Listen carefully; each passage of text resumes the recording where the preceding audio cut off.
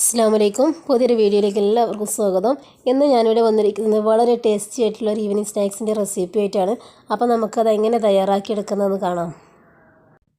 അതിനായി ഞാനിവിടെ ഒരു ചട്ടിക്കകത്ത് അല്പം വെളിച്ചെണ്ണ ചൂടാവാൻ വേണ്ടി വെച്ചിട്ടുണ്ടായിരുന്നു. ഇത് നന്നായി ചൂടായി വരുന്ന സമയത്ത് നമുക്കിതിനകത്തേക്ക് 3 സവാള കനം കുറച്ച് നീളത്തിലരിഞ്ഞതാണ് ഇതിനകത്തേക്ക് ചേർത്ത് കൊടുക്കാം. ഇനി നമുക്കിതിനകത്തേക്ക് ആവശ്യത്തിനുള്ള ഉപ്പ് കൂടി ചേർത്ത് കൊടുത്ത് നന്നായി ഇളക്കി യോജിപ്പിച്ചെടുക്കാം. സവാള ചെറുതായൊന്ന് വഴന്ന് വന്ന ശേഷം നമുക്കിതിനകത്തേക്ക് 2 ക്യാരറ്റ് ഈ ഒരു സൈസിലായി ഞാൻ കട്ട് ചെയ്തെടുത്തതാണ്. അത് ഇതിനകത്തേക്ക് ചേർത്ത് കൊടുക്കാം. ഒരു തക്കാളി ചെറുതായി കട്ട് ചെയ്തത് അതും കൂടെ ചേർത്ത് കൊടുത്ത ശേഷം നമുക്ക് 2 പച്ചമുളക് വട്ടത്തിലരിഞ്ഞതാണ് അതും കൂടെ ചേർത്ത് കൊടുക്കാം. ഇനി ഇതിനകത്തേക്ക് ചെറിയൊരു കഷ്ണം ഇഞ്ചി പൊടിയായി അരിഞ്ഞതാണ് ഇതും കൂടെ ചേർത്ത് കൊടുത്ത് എല്ലാം കൂടെ നന്നായി ഇളക്കി യോജിപ്പിച്ചെടുക്കാം. എല്ലാം കൂടെ നന്നായി ഇളക്കി യോജിപ്പിച്ചെടുക്കാം. 20 മിനിറ്റോളം നമ്മളിത് നന്നായി ഇളക്കി കൊടുത്തിട്ടുണ്ട്. ക്യാരറ്റ് പകുതിക്ക് വേവായി തുടങ്ങി. ഇനി നമുക്കിതിനകത്തേക്ക് 2 കതിർപ്പ് കറിവേപ്പില കൂടി ചേർത്ത ശേഷം ഒന്നും കൂടെ ഒന്ന് ഇളക്കി കൊടുക്കാം.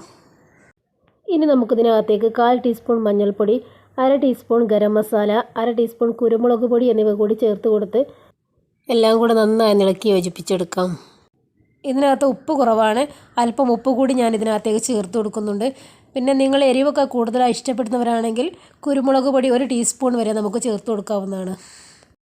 ഇനി നമുക്കിതിനകത്തേക്ക് വേണ്ടത് ബീഫാണ്. ഞാനിത് വരട്ടിയെടുത്ത ബീഫിൽ നിന്നും അല്പം എടുത്തതാണ്. ഇത് മിക്സിയുടെ ചെറിയ ജാറിനകത്ത് ഇട്ട് നമുക്കൊന്ന് ക്രഷ് ചെയ്തെടുക്കാം. ഇനി ഇത് നമുക്ക് ഈ മസാലക്കൂട്ടിനകത്ത് ചേർത്ത് കൊടുത്ത് എല്ലാം കൂടെ ഒന്ന് നന്നായി ഇളക്കി യോജിപ്പിച്ചെടുക്കാം. ഇനി നമുക്കിതിനകത്തേക്ക് വേണ്ടത് ഉരുളക്കിഴങ്ങാണ്. മീഡിയം സൈസിലുള്ള 2 ഉരുളക്കിഴങ്ങ് പുഴുങ്ങിയെടുത്ത ശേഷം അതിൻ്റെ തൊലി കളഞ്ഞ് നന്നായി ഉടച്ചെടുത്തതാണ്. ഇനി ഇത് നമുക്കിതിനകത്തേക്ക് ചേർത്ത് കൊടുക്കാം. എല്ലാം കൂടെ നന്നായി ഒന്ന് ഇളക്കി യോജിപ്പിച്ചെടുക്കാം. നമ്മുടെ ഫില്ലിങ് ഇവിടെ റെഡിയാണ്. ഇനി ഇത് തണുക്കാൻ വേണ്ടി നമുക്ക് മാറ്റി വയ്ക്കാം. ഇനി ഞാനിവിടെ ഒരു പാത്രത്തിനകത്തേക്ക് 300 മൈദ എടുത്തിട്ടുണ്ട്. ഇനി ഇതിനകത്തേക്ക് നമുക്ക് സാധാ പച്ചവെള്ളം ഒഴിച്ച് കൊടുത്ത് ചപ്പാത്തി മാവിന് കുഴച്ചെടുക്കുന്ന രൂപത്തിൽ നന്നായി ഒന്ന് കുഴച്ചെടുക്കണം. ഞാനിവിടെ വെള്ളത്തിനകത്തേക്കാണ് ആവശ്യമുള്ള ഉപ്പ് മിക്സ് ചെയ്തെടുത്തത്. ഇനി നമുക്ക് അല്പം വെളിച്ചെണ്ണ കൂടി ഒഴിച്ചെടുത്ത് നന്നായി ഒന്ന് കുഴച്ചെടുക്കാം. മാവ് നന്നായി സോഫ്റ്റായി വന്നിട്ടുണ്ട്. 300 ഗ്രാം മൈദ കൊണ്ട് ഈ ഒരു സൈസിലുള്ള 6 ബോൾസ് കിട്ടിയിട്ടുണ്ട്. ഇനി നമുക്കിത് ഓരോന്നായി പരത്തിയെടുക്കാം. പരത്തിയെടുക്കാൻ ഞാനിവിടെ ഒരു ചപ്പാത്തി പലകയ്ക്കകത്ത് അല്പം മൈദ സ്പ്രെഡ് ചെയ്ത് കൊടുക്കുന്നുണ്ട്.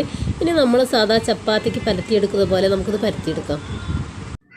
ഇനി ഞാൻ ഈ ഒരു ബോട്ടിലിൻ്റെ അടപ്പ് വെച്ചിട്ട് ഇതിൽ നിന്നും ഈ വലിയൊരു പത്തിരിക്കകത്ത് നിന്നും ഈ ഒരു സൈസിലുള്ളത് കട്ട് ചെയ്തെടുക്കുകയാണ്. നമുക്ക് ഈ ഒരു സൈസിലുള്ള 5 ചെറിയ പത്തിരി കിട്ടിയിട്ടുണ്ട്. ഇനി ബാക്കി വരുന്ന മാവ് നമുക്ക് എടുത്ത് മാറ്റാം. ഇത് കളയേണ്ട ആവശ്യമില്ല. അത് വീണ്ടും നന്നായി ഒന്ന് കുഴച്ചെടുത്ത് ഇതുപോലെ നമുക്ക് പരത്തിയെടുക്കാവുന്നതാണ്. വീഡിയോയുടെ ലെങ്ത്ത് കൂടാതിരിക്കാൻ വേണ്ടി പത്തിരി പരത്തിയെടുക്കുന്നതൊന്നും ഞാൻ ഇതിനകത്ത് ഉൾപ്പെടുത്തിയിട്ടില്ല. എല്ലാം ഞാൻ ഇതുപോലെ ചെയ്തെടുത്തിട്ടുണ്ട്. ഈ ഒരു കനത്തിലാണ് നമ്മളിത് പരത്തിയെടുത്തത്. ഇനി നമുക്കിതിനകത്തേക്ക് വേണ്ടത് പൊട്ടറ്റോ ആണ്. ഞാനൊരു പൊട്ടറ്റോ തൊലി കളഞ്ഞെടുത്ത ശേഷം നന്നായി കഴുകിയെടുത്തിട്ടുണ്ട്. ഇനി നമുക്ക് ഇത് ഈ ഒരു സൈസിൽ കട്ട് ചെയ്തെടുക്കാം. സ്റ്റിക്കിന് വേണ്ടിയിട്ടാണിത്. ഇനി നമുക്കൊരു പത്തിരി എടുത്ത് അതിൻ്റെ മുകളിൽ നമ്മൾ നേരത്തെ തയ്യാറാക്കി വെച്ചിരിക്കുന്ന ഫില്ലിങ്ങിൽ നിന്നും അല്പം എടുത്ത് ഇതിൻ്റെ മുകളിലേക്ക് വെച്ച് കൊടുക്കാം.